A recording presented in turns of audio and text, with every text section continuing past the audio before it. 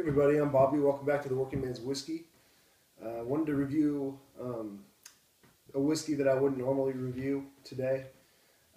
It's Red Stag by Jim Beam. And figured, it's Friday afternoon, just got home from work. It's a rainy day, so a buddy of mine asked me to review this a while ago. And really never got around to it, in part because this is a flavored whiskey, and you guys know me by now. I'm not a big fan of flavored whiskeys. I reviewed the Crown Royal Regal Apple at one point, and also the Jack Daniel's Honey, and they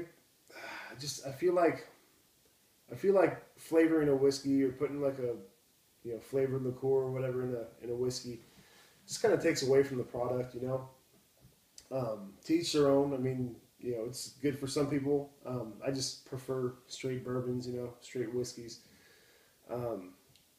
Also another reason is they tend to bring the proof down when they start mixing things in whiskey. I think both the Regal Apple and the Jack Daniel's Honey were 70 proof, which is 35% alcohol. Usually I don't consider whiskey to be whiskey unless it's at least 80 proof, 40%. That's kind of your basic, entry level proof, I guess you could say, for a whiskey. But this one is a little bit different. I do like Jim Beam products. This is Red Stag, which is their black cherry flavored whiskey. And I've heard recently that Jim Beam has made the Red Stag. They've started producing it at 70 proof. They've lowered it, but as you can see with this bottle, I'm not sure if you can see it right there at the bottom. This bottle I just got from the liquor store today. It's the small one.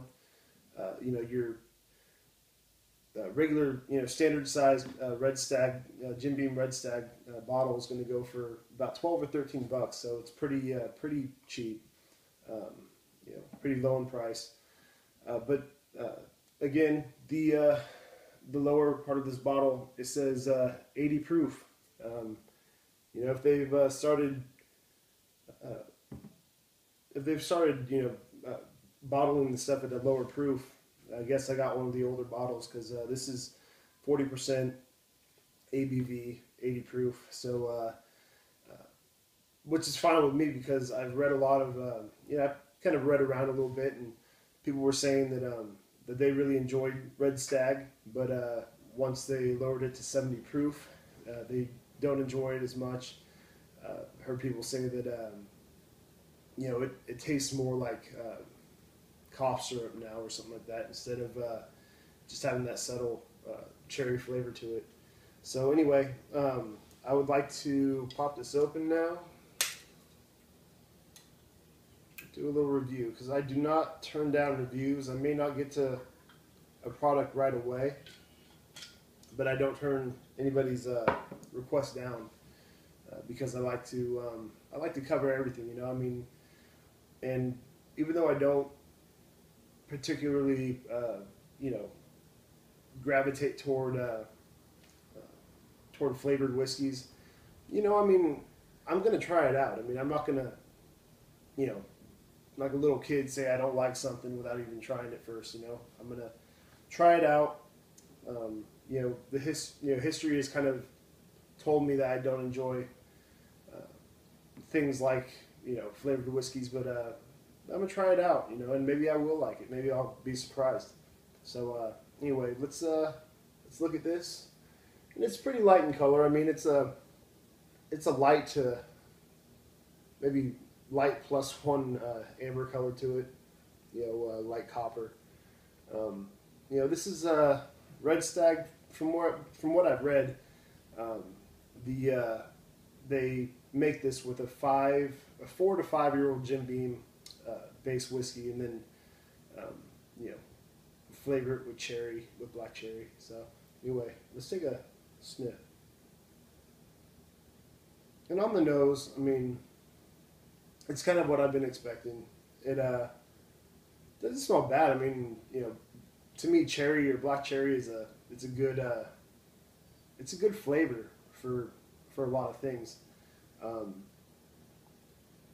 will say that this is not as overpowering as the Crown Royal Regal Apple or the Jack Daniel's Honey was. You know, it's not as overpowering as they were on the nose. They just right away I knew I was dealing with something very sweet, and I just you know, I mean, I love the natural sweetness of bourbons and whiskeys, you know, but you know, I just I don't need anything added. You know, it's like coffee. I love black coffee. I don't really need anything to go in there. It just changes the product. So anyway, you know, back on track. You know, you smell. You definitely smell that black cherry. You know, that cherry scent. Like I don't even want to say like cherry candy. I don't know what I compare it to be honest with you. You know, if you have a Coke or something, and you pour a little cherry juice in there, you know, kind of make homemade cherry Coke. It's kind of that same kind of smell. You know, not too much, but you can definitely smell it in there. Get a little bit of like vanilla, a little oak in there, and I mean that's about it, guys. That's all I'm really getting on the nose. So going for a taste.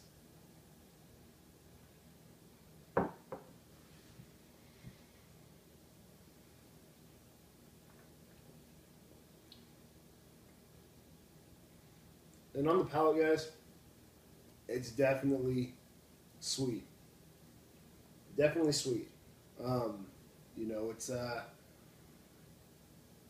not. You know, it's not a. I guess it's not too much as far as like the. I'll tell you the truth. The Jack Daniel's honey, especially, even more so than the Crown Royal Apple, Regal Apple.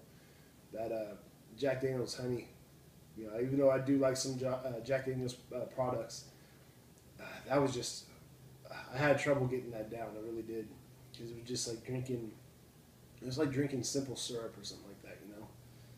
Just, it's definitely something to be mixed. And I think, you know, a lot of these flavored products, you know, are meant to be mixed, you know. And probably not meant for me to be drinking straight like this, but I just want to get a feel for the product and see what we were dealing with, you know. So I'm gonna take another taste.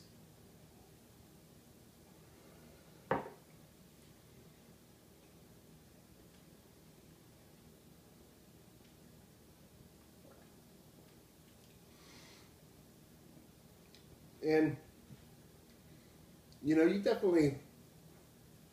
like kind of a syrupy mouthfeel with this. You know, you can taste, you know, just tastes like they poured straight cherry syrup into in with a bottle of Jim Beam. You know, it's very sweet, guys.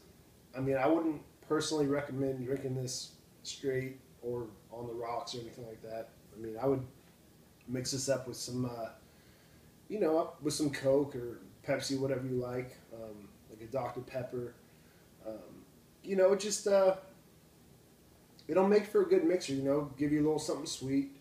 You know, if you like something sweet, if you're kind of a whiskey or a bourbon purist, I guess you could say, like I consider myself, you might.